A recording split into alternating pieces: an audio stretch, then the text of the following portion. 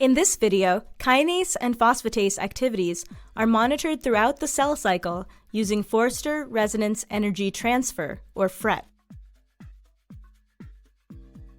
Here, a polo-like kinase 1, or PLK1 activity probe has cyan fluorescent protein, CFP, placed on one end, and yellow fluorescent protein, YFP, placed on the other.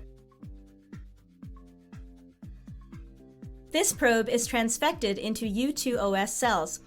Then, to examine the phosphorylation status of PLK1 targets during the G2 to M transition, the transfected U2OS cells are subjected to time-lapse fluorescence imaging.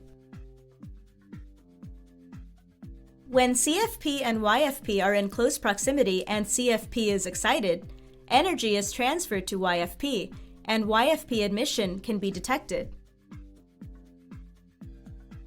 However, when the probe becomes phosphorylated, a conformational change in the protein separates CFP and YFP. Now, when CFP is excited, a strong CFP emission and only a weak YFP emission are detected.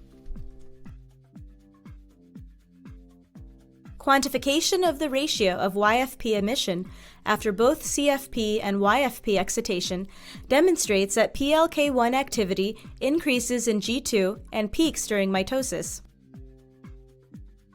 So the main advantage of this technique over existing methods, like standard ratiometric filming, is that specific attention is put to that the cell cycle is not perturbed either by filming conditions or by expression of a probe.